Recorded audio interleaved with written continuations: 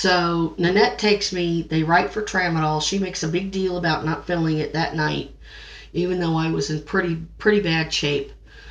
And it was all this play on, oh, you're just a druggie, oh, you're just this, oh, you're just that. And they knew damn well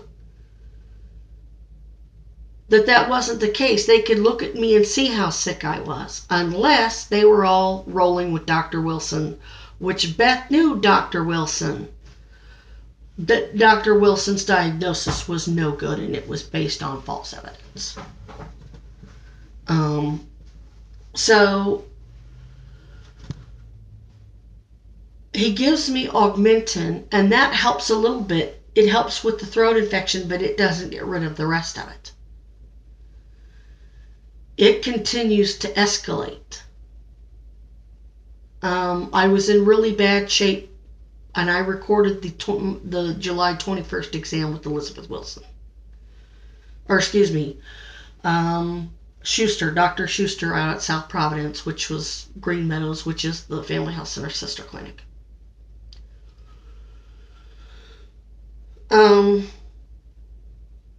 She refills, gives me 30 pills, but her medical records just makes up a whole bunch of crap, trivializing what I say.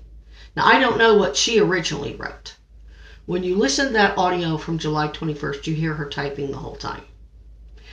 What they didn't know was I had already submitted to the university to send me those records immediately, especially since I just charged one of their doctors with sexual assault. I get the records. It says I was fired from Family Health Center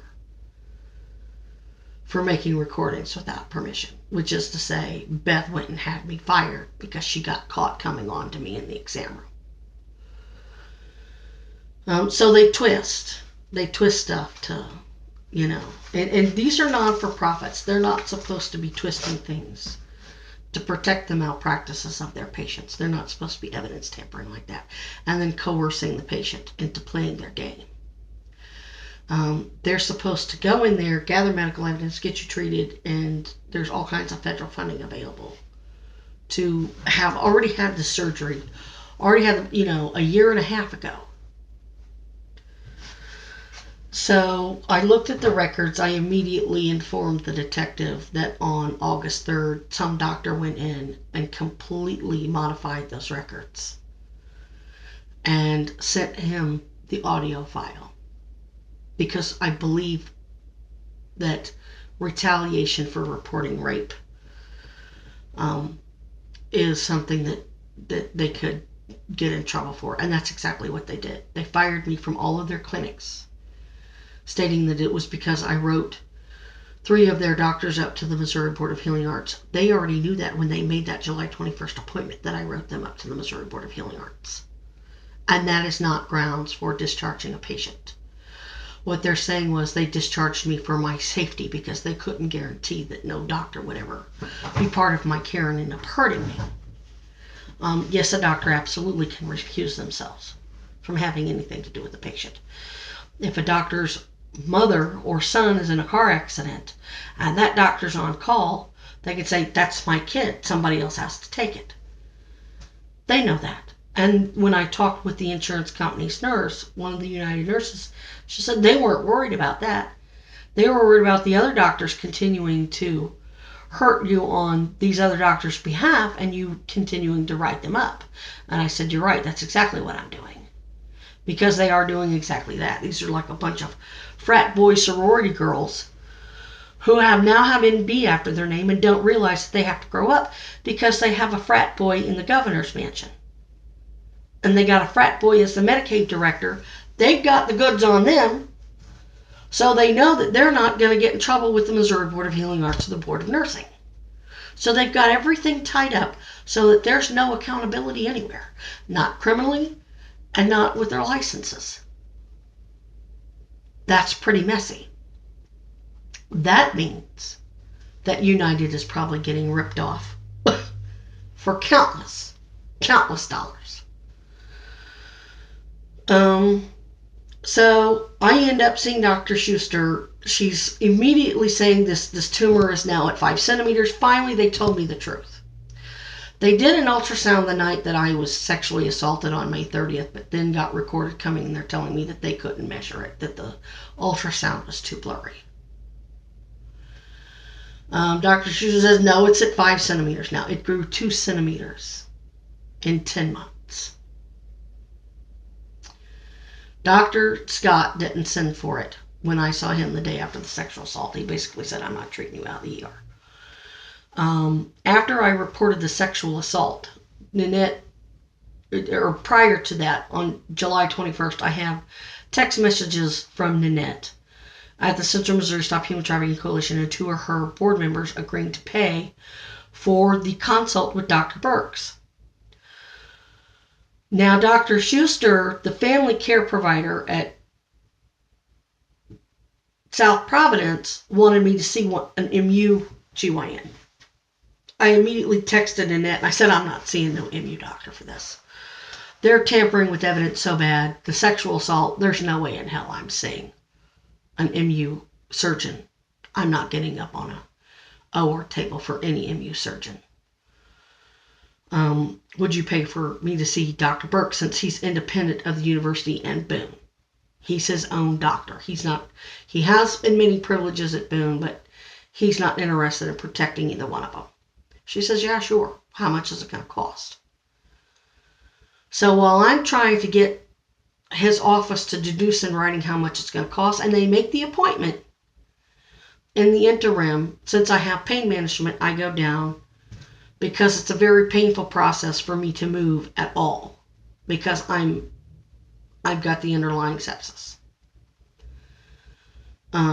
The tumor had ruptured and it was causing, I still had the liver problems was bad, the kidney. So I'm in more pain than you can imagine. Plus from the fevers, constant nausea. I go down there, I give my statement. 2 weeks later, the Title IX administrator calls me. Her deputy, anyway. And sends me an email that looks like it's like a settlement offer. And I said, I'm not interested in any out-of-court settlement. I'm not signing a non-disclosure agreement. I want criminal prosecution. After that, Ellen Early pretty much said, well, I'm not seeing any more need for an investigation, and closes it down. Now, Ellen Early was appointed after they ran Sasha Minu-Curry out of town and falsely took away her scholarship. And she ended up committing suicide at the ripe old age of 20 in a mental health hospital in Boston or Baltimore. Her parents were Canadian. They destroyed her life, falsified her medical records, I'm sure, because of everything that I watched on the ESPN video. It was quite clear they were saying one thing over here and then saying something else over there. They weren't keeping their stories straight. A little birdie put it in my ear that a rape victim here, a student, committed suicide. And they said that she had been on the MUPC ward. And I can volunteer for the organizations that I volunteer for. It's my work that I do is so highly specialized that I literally have to go through everything that most of the victims go through. Like I said, I don't know if I put it in an earlier video, my father was Special Forces. So for the most part, things I can pretty much deflect. And for the most part, I'm very stoic, and it doesn't affect me. My neighbors watched me get punched in the face by I mean like big guns. A friend of mine, right in the face. And I just looked at her, like, are you done? Do you need to do any more? Nothing phases me. But this is so crippling and so poisoning. And it has me so that I'm not able to take care of myself for the most part. And all of this fraud and all of this terror and all this coercion Normally on an investigation, everyone supported me, and that's how it was. I was everyone's hero. I was Beth's hero. I was Nanette's hero. And then all of a sudden, I wouldn't play their Medicaid fraud game, and now I'm the bad guy who can't get medical care anywhere.